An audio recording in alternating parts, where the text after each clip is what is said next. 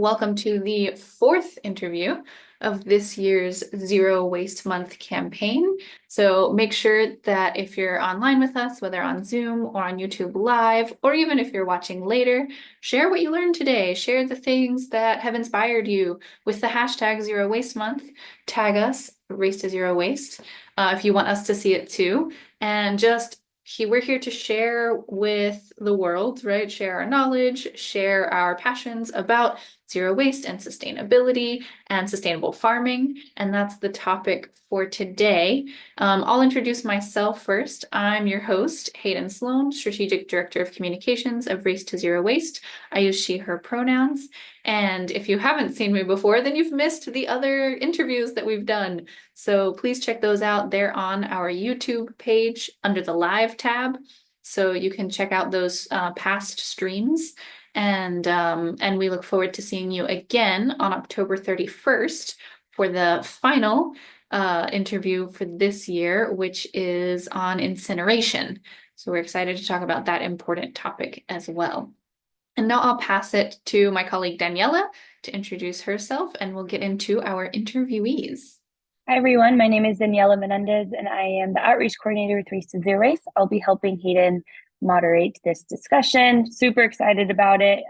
It's definitely one that I feel passionate about and think it'll create a really great discussion for us here today. All right, then Stephanie, I'll pass it on to you to introduce yourself. Hi, everybody. My name is Stephanie Miller, and I am the goddess of the forest here at MysticPine Farm. And I use she and her pronouns. And my farm just seeks to provide access to my community, high quality organic produce, medicinal herbs, and rainbow organic popcorn to address some of the health disparities that we have due to the traditional American diet. Yeah, and I think those are like all important points that we're going to delve into a little bit deeper as we get into this particular interview. So the idea is to kind of bring together this nexus of zero waste, sustainable farming, and climate justice and environmental justice. So there's a lot of like big topics, but we want to kind of hear your perspective on that, right? So we specifically looked for farmers in the South, Black farmers, Indigenous farmers, and as soon as our other interviewee comes on, fingers crossed, she'll tell us about her experience as well. But first, Stephanie, what got you into sustainable farming and this journey? Well, I think I've just been a natural grower my whole life. I've grown in urban spaces and rural spaces pretty much my whole life. And I think the big impetus in my life was when I got sick with diabetes. And I realized that I couldn't tolerate the medication. So I had to find a way to grow food that I wanted to eat that was culturally relevant to me in ways that were going to be honoring my ancestors and the work that they've done in the past. That was basically it. And then I was able to grow more food. And I just realized that the food just tastes better. It tastes better. It's more nutrient dense. And I felt that it really had a huge weight to me being healthier today. Just having access to better quality food really changed the trajectory of my health. And that's the type of healing that I want to be able to offer my community. That's amazing. I think especially in the US, there's just such a disconnect with healthy foods and providing that and having it be pesticide free, organic. And so I'm curious, how do you manage that at your farm? And then do you provide that to people? Can they come and buy the organic food that you grow, or how does the sustainable farming framework work for you? Well, I do have a farm stand here at the farm as well, but it was really important for me to keep the farm as a community farm. As I do wholesaling, but the primary purpose of its existence was to feed the community. So I do that with workshops where I educate the community members on the types of food that I grow if they're not familiar with it. I teach them how to cook the food in ways that retain the nutritional value, because that's also important, because a lot of the work that I do on my farm that deals with sustainability and regenerative tenets is to make sure that the food is really, really nutrient dense. And so we don't want to lose all of that work in the, the development of my soil through the cooking process. So that's also really important. All of the pieces are kind of, are together. And so when you're growing these community groups together and you're growing the food together and you're cooking together, are there any special practices that you use for the soil? Do you use composting? Do you generate the compost on land? What are those types of practices? Just the topic I love to talk about. Soil health is everything. Yeah. It is the foundation of every single thing that I do. It's one of the reasons why I consider myself a land steward first and a farmer second, because I seek to be in a symbiotic relationship to the land that's not extractive, that's beneficial for both of us, and where I'm not getting in the way of the land doing what it does naturally. So that means for me, that means vermicomposting. I have a worms in a bin in the back that I keep alive by feeding them the food scraps. I also feed the food scraps to the chickens. So almost nothing goes to waste. We also preserve a lot of the food here, dehydrating, canning and other ways to preserve the food, just to reduce the waste. I also compost. We have a compost bin here. I also have to purchase in some compost because the land, that I started with in Virginia is really red clay heavy, and it will grow everything. It really will. But having that influx of organic matter just makes the soil much richer. It brings in all of the microorganisms that can thrive in the soil. So very, very important soil health. So that's one of the main reasons, other than the fact that I don't want to eat pesticide laden foods, that we don't use any type of chemicals. Like the land will do what it does. And all I need to do is help in my little small way. Absolutely. Hi, Tamika. Hi. How are you? Tamika. So we were just getting started, and we were just talking about Stephanie's farm and what she does with her community members and groups. But do you want to just give us a brief introduction as to who you are and your organization, and then we can continue on with the conversation? Yeah, of course. My name is Tamika Vale, and I am the general manager / executive director for Choctaw Fresh Produce. And joining me is my harvest supervisor, Joshua Vale. We are the first ever nonprofit organization, organic farm for the Mississippi and Choctaw Indians here in Philadelphia, Mississippi, also now known as Choctaw, Mississippi. So what we tend to do is we get a lot of our produce, everything that's culturally relevant to the MVCI, Mississippi and Choctaw Indians, and we give it to our schools, we give it to our tribal programs, we share within the lunchrooms of the tribal casinos.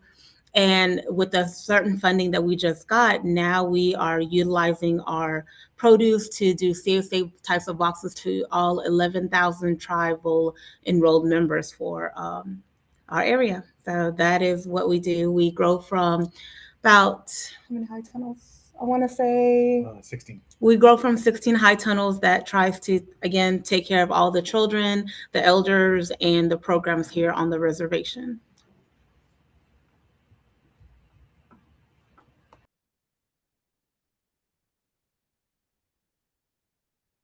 That sounds amazing. And how did you end up growing up to, to be able to provide that kind of food for the enrolled tribal members?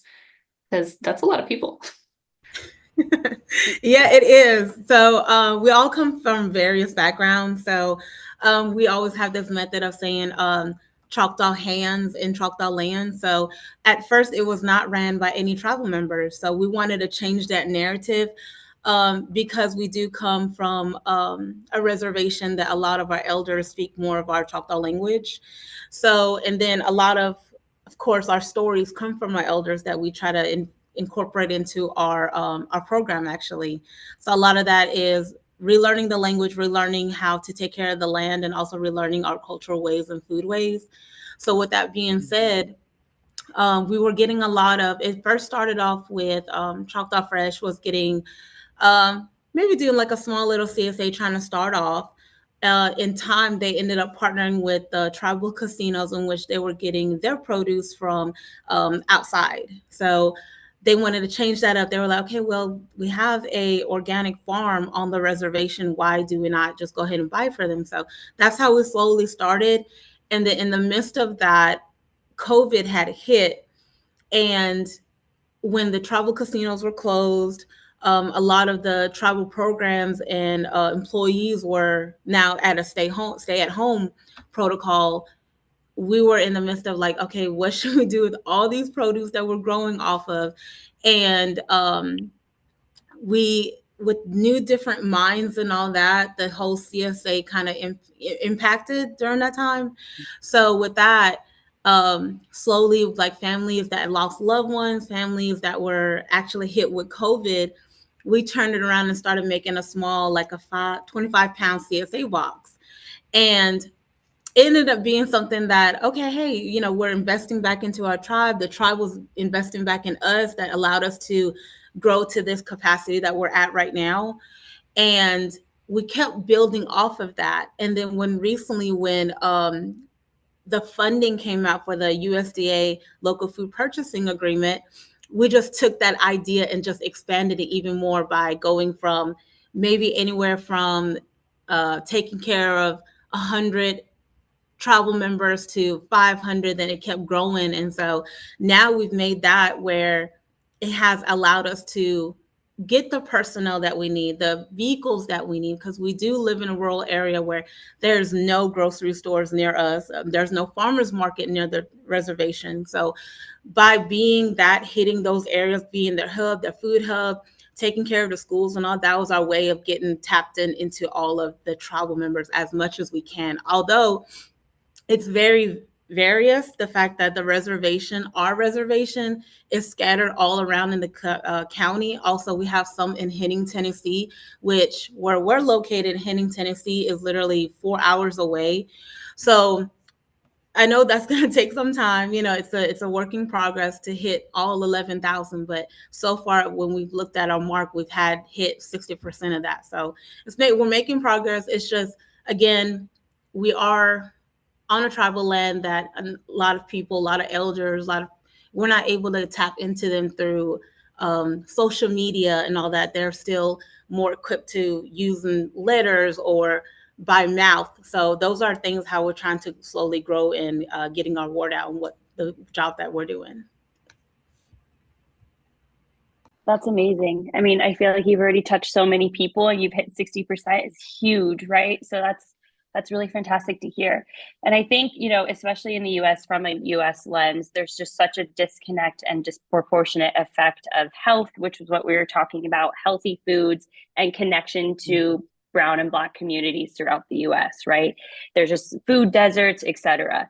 And we had talked about it with Stephanie a bit. And so I'm curious as how both of your communities have really benefited from your programs and your farms, what they've been involved in, and any direct health benefits that have happened in your communities. I would say here, we also have a food distribution program that we do here through our churches, which is where the heart of our communities lie. And we've been able to feed 400 families this year for free. And that just helps so much in going forward. And it's also part of a USDA program that supports Black farmers and underserved communities by allowing access. And it's been huge. One of the things I love is like when someone comes up to me in the community and they say, "Man, those are the best preachers I ever had." Like it's reminiscent of things from the past, food that had flavor and had taste, and that really brings you back to a time where we did honor our elders more so, and we had a thorough understanding and respect for the food. I also, like Tamika Bell is doing, is that we do have a CSA as well. That's a very, very important model to support communities' growth. I also work with the school system to provide kind of food that's accessible to small children. So like small tomatoes and small carrots and things like that, that they can also take home and get used to using nutritious food, not just as something we put in our mouths, but having an experience of being able to explore the different colors and the different textures and food that they might not have had access to. So I can definitely see in very probably a short amount of time how it will definitely educate the community on the benefits and the need for diversity in our food system. Having access to our ancestral foods that speak to our DNA, that speak directly to our health challenges is very, very important. And I think that that's a piece that we don't talk about enough. I seek to do more work, but it is a process. You're trying to convince people to try Swiss chard when they've never seen it before. But the children help a lot because once they try it and if they like it, then they'll be happy to get it in the CSA box. Yeah, kids are definitely like part of the future for so many different ways that we want to improve the world, right? So that's great. They should definitely be like interested in trying foods and new things. Hopefully that works and continues to work. One of the things that y'all have both mentioned is this sort of idea of the traditional practices, things that have come from the ancestors, from our past, and I want to make that connection to sustainability and reducing waste. So in what ways does having a CSA or does, involving kids in this kind of program help to, continue to promote sustainable farming practices or sustainability in general, and then hopefully reduce waste?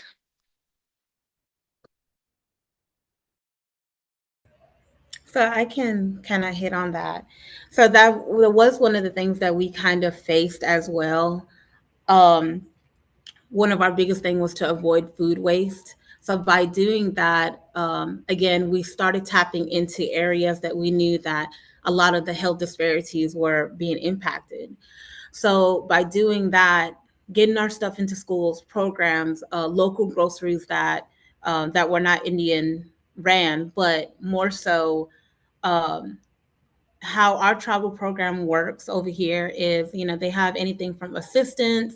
So a lot of that funding was, or monetary was going towards non-tribal grocery stores or food hubs or farmers markets. So we wanted to change that narrative for ourselves. And so we started taking a handle on that and was like, you have your own organic farm here, invest in us.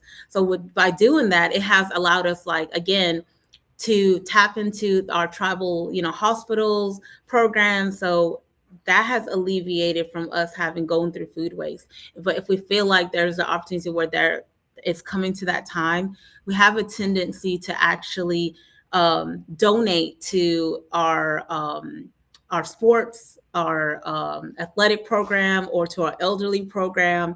Again, a lot of us, as Stephanie said, we high we heavily high on like the knowledge and the knowledge that they share with us, our elders. So a lot of that could be community gatherings that we usually have. So again, to avoid food waste, we give it back to our people. And in return, how we kind of get, I guess I want to say rewarded, is how we usually have a U-Pick program where we invite the communities to come out and actually get us started, pick through, clean out, get us prepped for the next season. So those are ways that we're tapping into our community to feel like, let's avoid food waste, but at the same time, let's help each other get it ready for, because we were trying to bring back our cultural idea of our gathering. At one point, everyone used to go, the men used to go and harvest, or the women go harvest, and they come together and eat together. So those are the ideas that we're trying to bring back, along with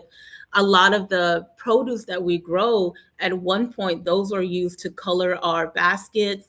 A lot of it was utilized for that. A lot of the produce heavily did that for us. So by doing so, by growing those same cultural products or produce that was once used years before us, we're trying to bring it back and bring that, the idea of the family and the community gathering back again.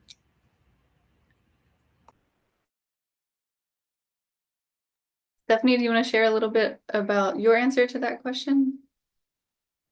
I would say that yeah, having as much, that was the thing that was lost. I think when I'm a returning generation farmer, and what was lost with us migrating to the north from the south was our tether to the land, and how the communities always supported each other.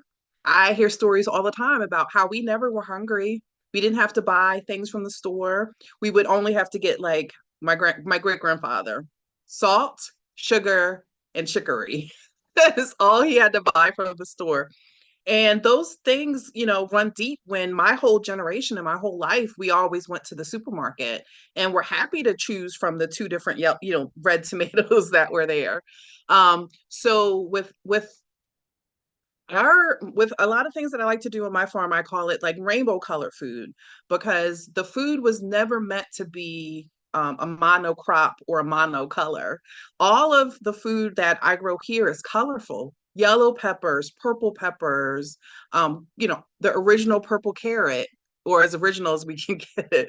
And I do encourage the community to eat the rainbow and be encouraged to try things that you've never seen, to help with that. And the connection to the ancestors is very, very, very important and rooted in pretty much all the work that it looks like me and Tamika are doing.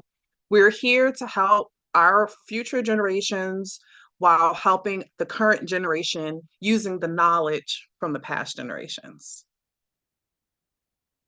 I think you both touched on such an interesting point and something that I really wanted to focus on in this conversation. And it's basically taking back the land that your communities knew how to deal with, knew how to grow, knew how to harvest beautiful amounts of food and nutrients for their local communities. And I think that's the biggest thing especially in the US, again, US context, is that brown, Black, and Indigenous communities have been forced away from this in a sense. And now it's sort of the reparation of coming back, taking ownership, and bringing the knowledge and insight, the ancestral knowledge and insight that you've had for generations to your local communities and modernizing it, right?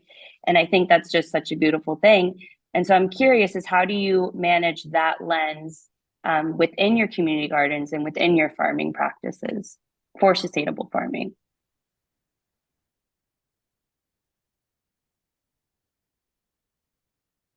I would say sustainable farming is what we've always done. Our connection to the land and the soil and the rhythms of the soil are very ingrained in us.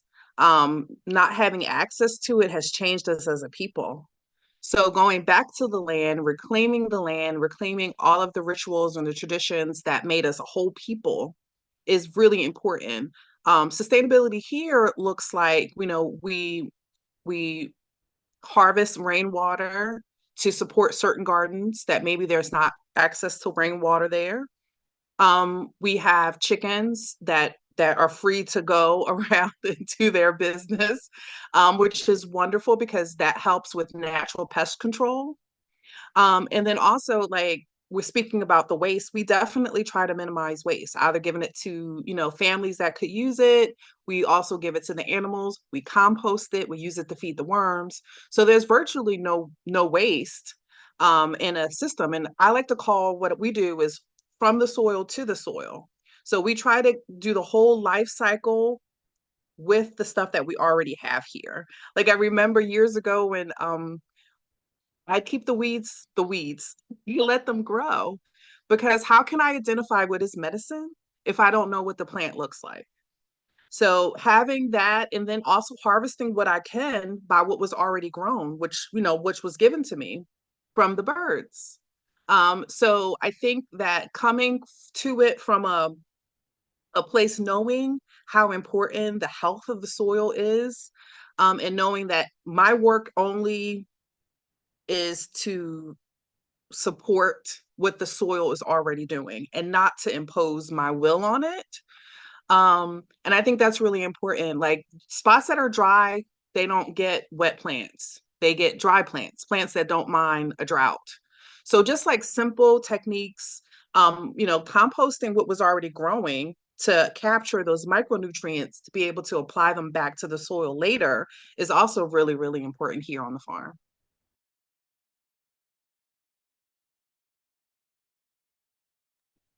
Tamika, what about for you?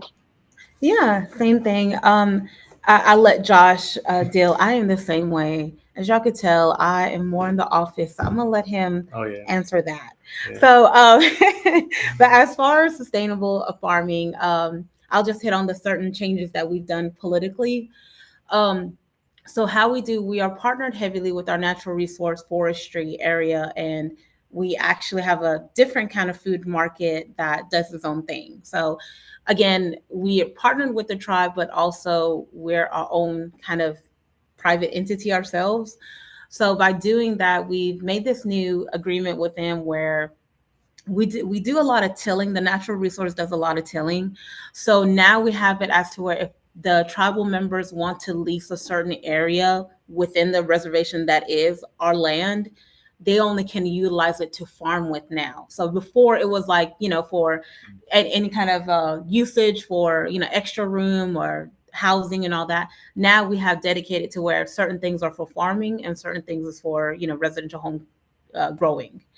And then same thing, the accessibility, a lot of it, honestly, it's the same thing with us, where we're trying to reclaim our identity, reclaim our land. And a lot of the land that Choctaw Fresh started off with, we're here in Philadelphia. It's, we're trying to grow from red clay land, honestly. So it's not really the best nutritious farming land we're using for it. These are literally lands that we're using that one time, schools were being built on, or it was just trees that were just there. So trying to put in as much back into our land has been our toughest battle. We do have some restrictions knowing that we're organic. We don't do our own composting because there's just so much tedious things to do. So that is one thing we have to order from out of state, in which, that it kills us. At one point, we were composting from out of, I want to say like 2 hours away, and it made it, the relationship so much good and the soil was awesome. But now where we get it from, it takes forever. It's not as fresh as you getting it prepared for the raised beds. And then I'll let Josh share how they're doing their own sustainable within the high tunnels then. How y'all doing? In a way, my uncle, I go by his little teaching, how he used to say, it's like a little circle, how we go by in our lives. And it's kind of the same way with our vegetables. And I liked how Miss Stephanie said earlier, how she used her vegetables to compost the soil. And in a way, we do that over here. I'm kind of going into that. Sometimes we don't get to the vegetables in time, or we just have a little too much. And I kind of either put the seeds back or kind of just let it dig its own way into the dirt. And I don't necessarily do a lot, but it's kind of grown enough to where I'm starting to see a lot of worms coming back into our soil, which it's really good, slowly but surely, like they used to say, the best way to win a race is go slow. So that's how we're doing it. That's how I'm trying to teach everybody too. Absolutely. Yeah. I mean, I think there's the answers are there for us. It's in nature. It's in our environment every single day. And it's our choice to listen to it. And I think that as you both have touched upon, we've been so removed from it for so long that it's really going back to what our ancestors and other generations have done for centuries, right? Especially Indigenous and Black communities in the US. So I think it's really empowering that you both are going back to that. I have a question as to what would you like to convey to policymakers in supporting Black and Brown and Indigenous farmers and sustainable agriculture within the U.S. I mean, I think the agriculture industry is just obviously massive. It's extremely powerful. It's very rich. So how do we combat that, you know, and try to promote smaller local farms that are doing sustainable farming like you both are? I would say the best way that they can help us is by not the use of non-community based organizations to provide education and resources is the least effective way to work to help us in our path. And I think that from a food sovereignty perspective, we should have direct access to the funding to use in the ways that honor the injustices of the past, while also supporting the traditional wisdom around what is called sustainable agriculture. You don't go to a tree and tell the tree how to grow and how to be. You know, you don't get the mushroom to go and tell the tree. You know, so I think we don't really need to be told how to be. We just need access to the resources to support the work that we're already doing. So I would think that that's like the biggest thing. And I think also, you know, there is a justice that is needed. There is a reckoning that should be done. You know, 100 years ago, 1920s is a number that people throw out there approximately, right? Right. That's during the Great Depression. But we had, you know, millions of acres under our tenants. We worked the land in ways that supported regeneration of the soil, and that provided some joy for us.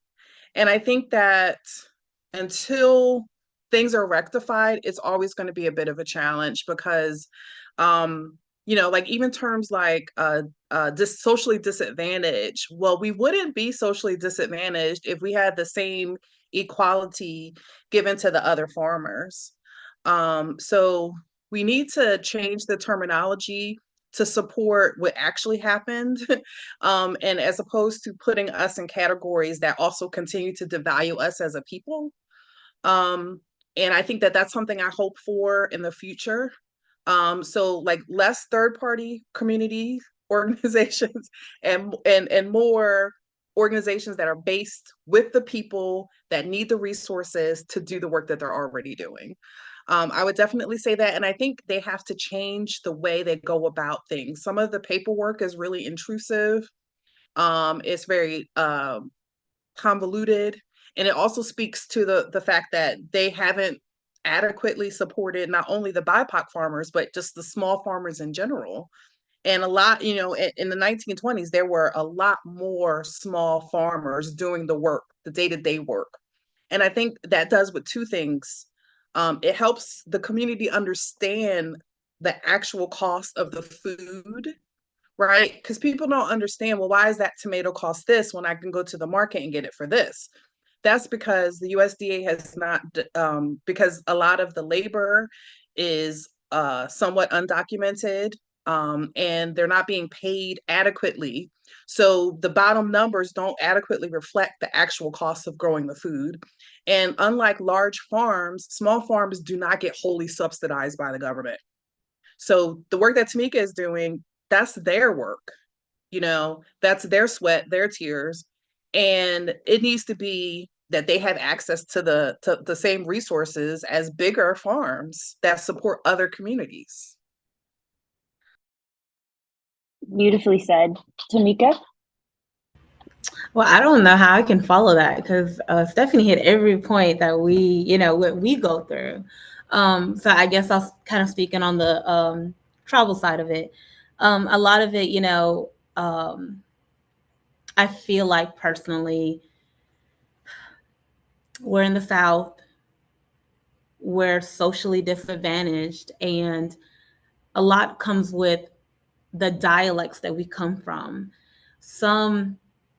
It took someone, I'll admit, at one point, Choctaw Fresh was almost at its end of closing.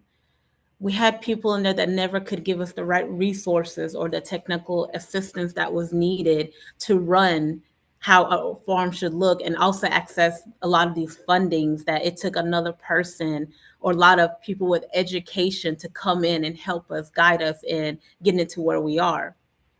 We went through the same thing with USDA. For someone that had coming in that had education, not in farming, so I will admit my background is not in farming, so by no means I'm no guru in farming. So it took my law side mentally to come in educational wise to be like, okay, how can we access these fundings? Who can I tap into? And one of my biggest hurdle has been with USDA. I'll admit that. Even if they made our dream where we are, personnel wise, equipment wise, transportation wise, up to where it needs to, but it was by no means the easiest application I went through. You know, it's like almost you trying to prove to them why we should access these funds when you're like, wait, I'm doing something great, benefiting the community in general, and I'm in an area that I'm trying to do this bigger work, but then yet y'all are restricting me of saying, you know, the words that you're using is not up to our par. Please describe to us how you're socially disadvantaged. And I was like, it's obvious how we're socially disadvantaged. Why should I do a narrative as to why we are socially disadvantaged?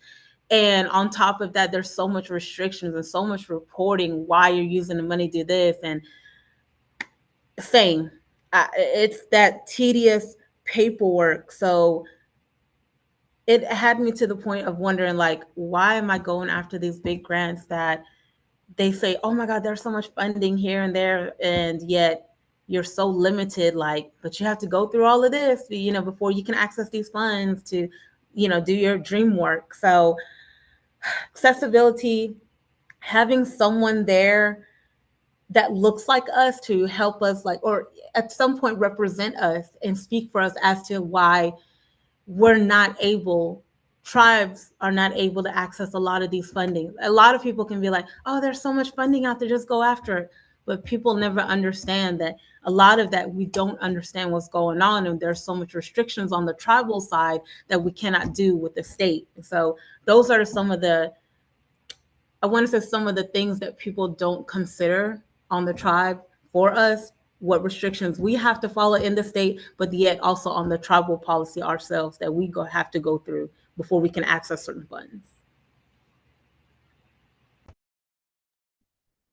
Absolutely. I mean, I think obviously one of the biggest issues is that the industrial farming agriculture system is a monopoly, right? It's they're just completely taking over. They're not giving room for small farmers. Subsidies are there. It's a heavily subsidized industry. I mean, there's an enormous amount of injustices and inequities in that. But I do love that you both speak on the fact that we need to change the language. These aren't disadvantaged communities. They're just not provided the same access to resources that these larger industries are. And kind of coming together, banding together to empower that within your communities and your work. You know, I think one of the reasons why the zero waste movement for me is a passion, is because it really touches upon all of these aspects, right? We're talking about sustainable farming, we're talking about worms, we're talking about healthy soils, but then we're talking about environmental justice issues, right? And inequities in communities and social justice issues and things that we really need to fix in our systems, especially in the US. So I appreciate you both sharing that for sure. Hayden, do you have anything to add? No, I was going to mention those same kind of takeaways as I've been listening, like the ideas of an equitable circular economy, which is, you know, zero waste is the kind of a foundational element of that. We're talking about fair wages. We're talking about keeping it local, conscientiously using our resources and being aware of how we're impacting the earth and our health. And I think all of those things have been encompassed so far in this conversation. And it just goes to show that, like, food is one of these foundational elements that we can really do better at in the States, especially in the South. I would definitely agree. I think as a Black woman farmer, I see the relationship between environmental justice and reparations as deeply intertwined especially in the context of sustainable farming. Environmental justice seeks to address the disproportionate impact of environmental degradation or marginalized communities. They used to push us in the places where they didn't want to live, that were toxic and had issues. And so that's still reverberating in our history today. And, you know, reparations, on the other hand, aims to rectify historical injustices that provide resources to those that have been systematically targeted, really, right? So in sustainable farming, I think that the concepts come together by acknowledging the historical loss, right, and the discrimination faced by farmers of color. So I think by providing reparations, we can support Black farmers in reclaiming the land, investing in sustainable practices, and contributing to the food, you know, the concept of food justice. And I think that type of perspective helps to heal the wounds of the past, but also promotes a more equitable and sustainable agricultural system. And it's so necessary. Like this is such like foundational stuff. And I say moreover, sustainable farming practices mitigate climate change, provides for soil health, benefits the whole community. So I think you really need to integrate, like our thinking needs to integrate environmental justice, reparations, sustainable and regenerative farming, and honors the contributions of Black and brown farmers.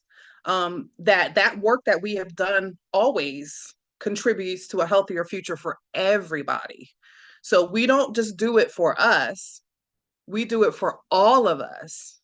And so I think that's the piece that's been lost. It's not the pieces kind of floating around. All of these things, as you said, are part of having a circular economy, because everything that I do, providing food for my community, engaging in having healthier children, having them have access to food when they're not in school, that all benefits the cultural society as a whole. It's not just for us. And I think that that's important for me to talk about, to make sure that we know that these are all part of the same whole and it's not separate.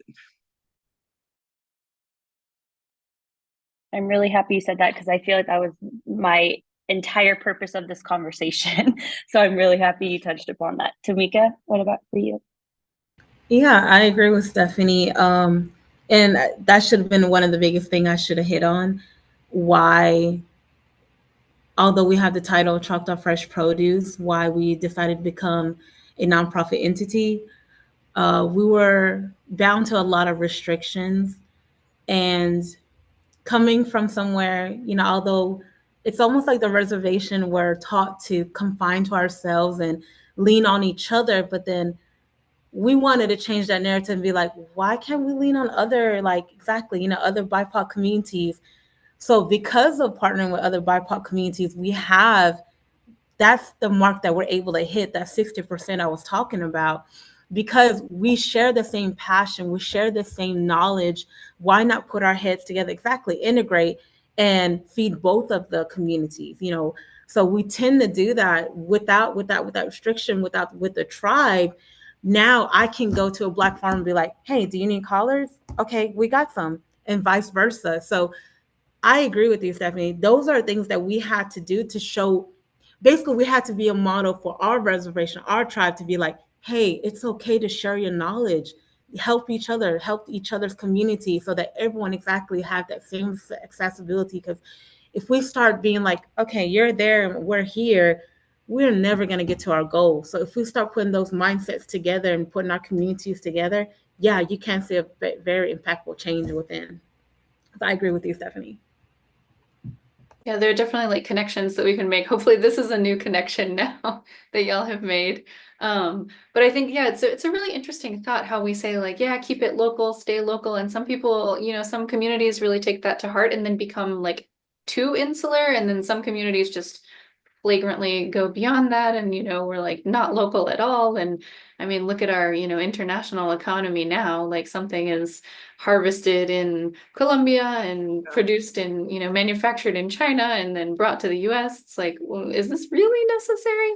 And I mean, if you study economics, you kind of learn like why that happened, but maybe there's another way, right? So yeah, they're rethinking some of our systems. I want to bring in a question that we have from the Zoom chat from Claudia, sorry, not sure how you pronounce your name. I speak Spanish, so I just went Claudia. So while sustainable or regenerative farming should reduce or eliminate pollutants and potential environmental impacts to human health, soil, water, air, from pesticides, etc., plastic usage, are there any that are still significant or necessary in your farming practices? So things that we would consider potentially harmful now, like are those things that you still use out of necessity, or that are still a struggle, or just the best option? Who knows, right? So would you like to tackle that? I would say that there are things that like I hadn't actually thought about it until like last year when I got my first high tunnel. And congratulations to me on your high tunnels, because it's very important, because For those otherwise who you're don't fighting know, the can you deer, just the describe rabbits. really quickly what a high tunnel is? Oh, a high tunnel is a covered growing structure. It's also kind of interchangeable with greenhouse.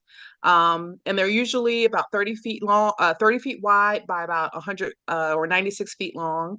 And it just provides a barrier between us and the animals, as well as providing a covered structure that can be like it'll insulate itself in the wintertime, which extends our growing season. Like I can technically in 7B, 7A, where I'm in Virginia, I'll get a whole additional garden zone. So I might be able to put some plants that are do good in 8A or 8B in the high tunnel.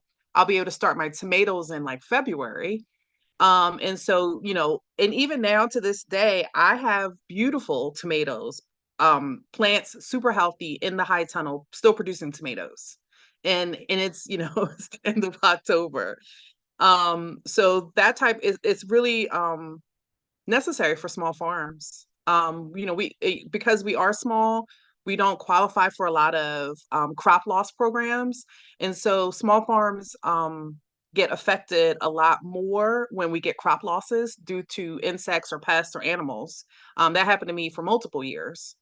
So one of the things I was going to say though is the high tunnel is covered in plastic, and there's a lot of waste, plastic waste in farming.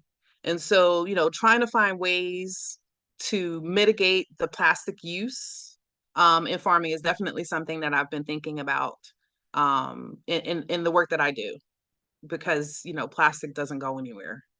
And I don't understand on some ways why we're still producing so much of it, as if, we're finding ways to like deal with it, because we're really not. So I would like to find some interesting ways to work on recycling some of the farm generated plastics.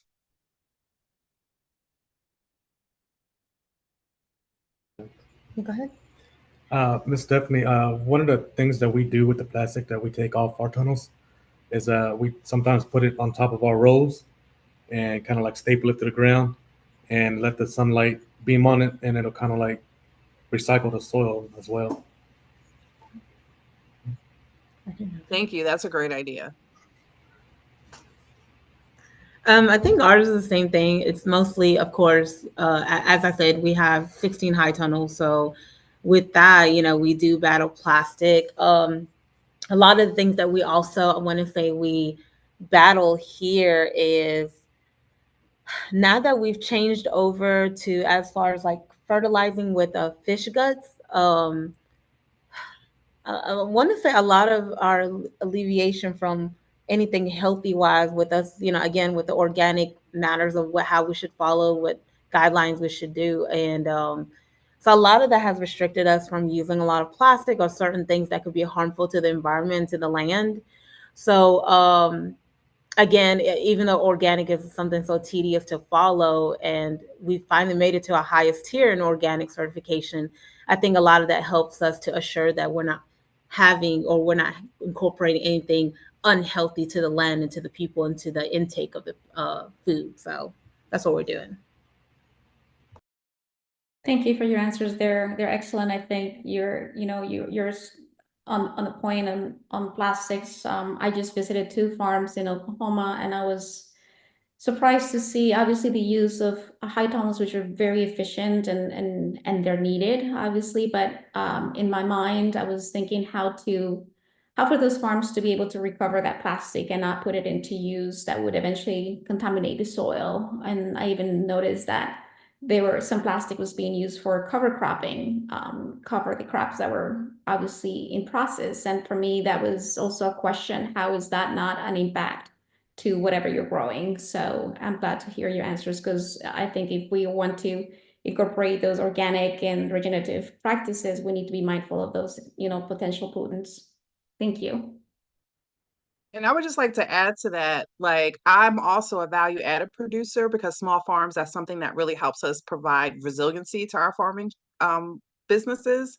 And I adopted immediately the use of just paper, metal, or glass in all of my products. It costs more to ship.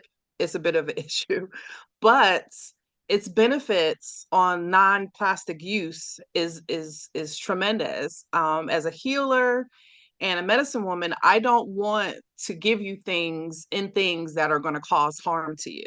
So, being able to reduce the plastic use to, more natural, recyclable, upcyclable product packaging has been very, very important to me. And I continue to go forward to find other ways to either reuse or recycle or upcycle whatever we have, just to make sure that we're taking full advantage of it and not having to bring in more plastic. We've had one question from our YouTube feed, which is if there are any like resources or lists or a map that kind of helps show where are the small farmers, where are the Black and Indigenous farmers that we can support? How do we find them? And I've happened to find one list, which I'm going to put in the chat right now. But if you happen to know any other lists, that would be great. I know here in Virginia, we have the Virginia Black Farmers Directory, which is wonderful. But that's only statewide. For a national list, I would refer to the Black Farmers Index, which has a national list broken down in areas of all of the small BIPOC and Black farms all over the nation. And I think we have to start thinking more critically when it comes to, like, I've been to farmers market where a lot of people avoid my farm stand. And I don't know if that's a comfort level or whatever, but I notice that the people that do come over, they keep coming, right? So we have, a lot of things that we don't talk about are ingrained in our society. So to support us means coming up to the stand, even if you don't understand anything that's on the table. If it's all completely foreign to you, come over, strike up a conversation. Don't walk by. The food is going to be grown lovingly, and it's going to have a lot of nutritional benefit. And we can talk to you about the ways that we farm so you can have another way to connect to us. So I would just say, if you see a Black, brown farmer or a farmer of color, that you take the time, just the 5 minutes, to say hi and to see what they have to offer, because that's some of the things that are systematic in our culture here. And those are things that we need to address. Buy something, stop by the farm, take a tour, tell your friends, support us in the ways that we can really use to support our communities. Stephanie, I would love to buy your Swiss chard. That sounds so good. And your tomatoes. Honestly, I wish we were closer because I would definitely buy that. Tamika, what about for you? Yeah, same thing for us. We have our own directory. We have a great relationship with our Department of Agriculture here. So we have our own, we are on the site that has anywhere broken down food markets, food hubs. It's basically detailed on who helps with what. Like we do wholesale food markets and all of that. So it gives that detail, which is great. His name is Purvey Green. So just again, go to the Mississippi Department of Agricultural site and it'll list all of that for Mississippi now. And then we do have this kind of globally tribal, it's called AIF, where it's American Indian food. We get this certain seal that says it is Native American made and produced. So if someone of us is interested more of on the cultural side, tribal cultural side of where they're located, like I said, nationally, globally, that they can go onto that site, AIF site. And again, everyone should have that certain seal of what tribe is growing that and what are they producing. So those are the two that we have. That's really cool. And we have a couple of minutes left, and I've already made 2 notes of things that people can do. So part of what we want for our campaign for Zero Waste Month is what can individuals do to take action? So I've already heard that we want to advocate for crop loss programs for small farms. I think that's one. And then as Stephanie just mentioned, and with the directory that you just mentioned, Tamika, see what BIPOC farmers have, at the farmers market, or what you can buy even online, or find out what is available locally, because there's probably something, especially, in, the South and out West, where reservations are, of course. So find out where your local reservation is and like support them. Is there anything else that you would like to share in our last minute, for individuals to do? What can we do specifically to support and to make a difference? I would say support organizations like the National Black Food Justice Alliance that supports the farmers directly. I work with the Mid-Atlantic Black Farmers Caucus. It's a cooperative based in 4 states, including the District of Columbia. And I think it's really important to reach out when you want to donate to Tamika made a point of saying, like, we want you to see the seal because we want you to know that this is a direct organization that directly supports us, because that's the best way to support us on a national level. If you have, if you're going to donate to the organizations that help us directly. And then same thing, I agree with Stephanie. Like I said, if you're, want those details, just look for the certain seals. And then also, I agree, just come, be, a lot of us tribes, we are trying to, like I said, it's a new generation, the mentality has changed. A lot of us want to share our knowledge and our stories and a lot of that. And so having farming is that it incorporates our language, our culture, and the hardship that we went through and trying to change for our future. So exactly, just come to us, talk to us.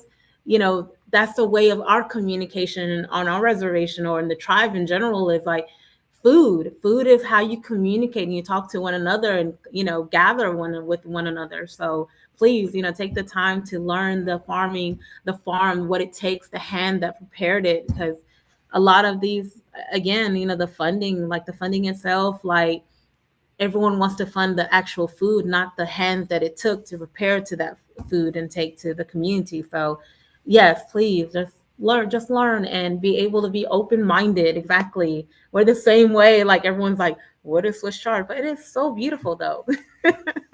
But be open, that's the whole beauty of agriculture. It's the taste, the feel, and the look of everything. So all them senses that actually is incorporating the farming, be open and try it. I love that. Be open. And as I mentioned at the beginning, if y'all have heard anything that really spoke to you, or you've learned anything, or you're excited to try something new, or when you try it and you have social, post on social, let us know what's going on. Use the hashtag Zero Waste Month, and let's see what we can do this week to support our farmers, and especially smallholder farmers, Black farmers, and our Indigenous farmers. If you would like to join us next Thursday, check out our socials for registration. So it's at zerowastemonth.org, or even on Instagram or Facebook, wherever you feel like you want to find us. But join us as well for the incineration conversation. That's going to be really interesting. And we have Choctaw Fresh Produce linked in the YouTube description, and also MysticPine Farm. So thank you both so much for joining us. It's been a wonderful conversation. I feel like we could talk for another hour so easily. And we look forward to being in touch with you and to supporting the work that y'all do. Thank y'all. Thank you. Bye, everyone. Thank you so much. It was a pleasure to hear your stories. Yes. Thank you for the And thanks to opportunity. our audience for participating.